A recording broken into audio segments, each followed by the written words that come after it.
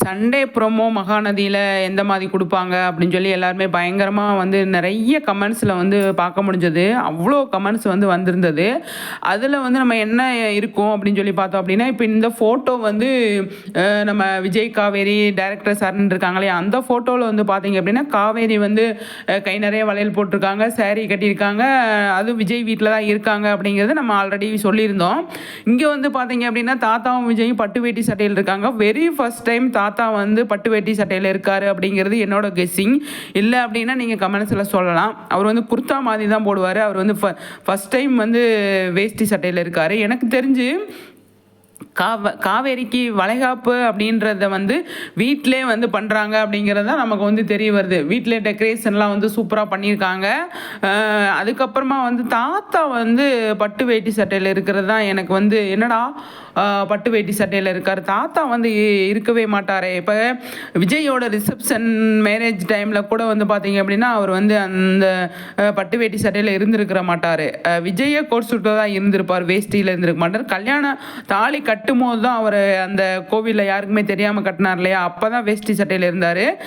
இப்போ வந்து தாத்தாவும் வேஷ்டி சட்டையில் இருக்கிறதுனால நான் என்ன யோசிக்கிறேன் அப்படின்னா, விஜய் வந்து ஒரு டைம் வந்து சொல்லியிருப்பாங்க, என்ன சொல்லியிருப்பாங்க அப்படின்னா, நம்ம என்ன காவேரி நானும் ஒன்று சேர்ந்துட்டோம் அப்படின்னு தாத்தாட்ட சொல்லும்போது, அப்புறம் என்னப்பா அப்படின்னு சொல்லும்போது, ஹாப்பி மூமெண்ட்ஸ் தான் தாத்தா அப்படின்னு சொல்லி விஜய் வந்து ஒரு டைம் சொல்லியிருப்பார்.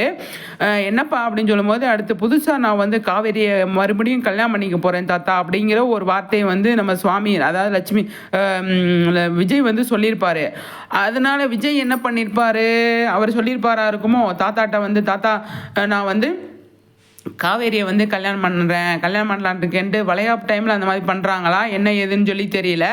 அதுக்கப்புறமா வந்து பார்த்தீங்க அப்படின்னா இந்த டைமில் இப்போ சித்தி வந்து நேற்று ஒரு போஸ்ட் பண்ணியிருந்தாங்க. லேட்டாக தான் இந்த போஸ்ட் பண்ணியிருந்தாங்க. நான் வந்து இதில் என்னடா இருக்குது அப்படின்னு யோசிக்கும் போது கமெண்ட்ஸில் நம்ம ஃபேன்ஸ் தாங்க தெரிக்க விடுறாங்க. அவங்க வந்து என்ன சொல்லியிருந்தாங்க அப்படின்னா, சித்தி வந்து கோவிலில் இருக்காங்க அப்படிங்கிற மாதிரி வந்து இருக்குது. பக்கத்தில் ஒரு கோவில் இருக்குது, விஜய் வீட்டு பக்கத்தில் ஒரு கோவில் இருக்குது.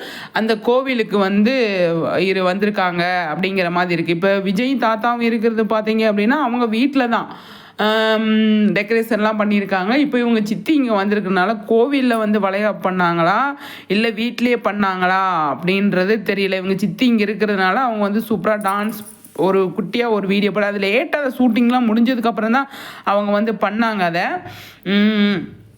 அதில் எனக்கு ஒரு இது இருக்குங்க, விஜய் வந்து சொன்னதுனால வந்து கமெண்ட்ஸில் நம்ம நிறைய பார்க்க முடியுது இல்லையா. இன்றைக்கி வந்து 2 வருஷம் ஆயிடுச்சு அதாவது விஜய் காவேரிக்கு கல்யாணம் பண்ணி அப்படிங்கிறத ஒரு நம்ம ட்ரெண்ட் பண்ணிகிட்டு இருக்கிற டைமில் மறுபடியும் நான் வந்து கல்யாணம் பண்ணுறேன் தாத்தா, வளைகாப்போட சேர்ந்து காவேரிக்கு புதுசாக கல்யாணம் ஃபங்க்ஷன் மாதிரி பண்ணலாம் அப்படின்னு நம்ம விஜய் வந்து ரெடி பண்ணியிருப்பாரா அப்படிங்கிறது எனக்கு ஒரு கேள்வி இருக்குது. ப்ரொமோ வந்தால் தான் தெரியும். ப்ரொமோவில் நம்ம எதிர்பார்க்குற மாதிரி காவேரி வளைகாப்பு ப்ரொமோ வருமா அப்படின்னா அது எனக்கு தெரியாதுங்க. அதுக்கான பேச்சுவார்த்தையை ப்ரொமோ வர்றதுக்கு நிறைய சான்ஸ் இருக்குது. இங்கே வந்து பார்த்தீங்க அப்படின்னா திங்கள் செவ்வாய் வந்து சீரியல் இருக்குமா, செவ்வாய்க்கிழமை இருக்கும் சீரியலு, திங்கக்கிழமை இருக்காது. அப்போ வந்து செவ்வாய்க்கிழமை அந்த வீக்கில் வந்து 4 நாள் இப்போ மறுபடியும் வீட்டுக்கு போகணும், காவிரியை கூப்பிட்டு வரணும், அதுக்கப்புறமா வந்து வளைகாப்பு பண்ணலாம் அப்படின்னு பேசுகிறது அந்த மாதிரி போகும்.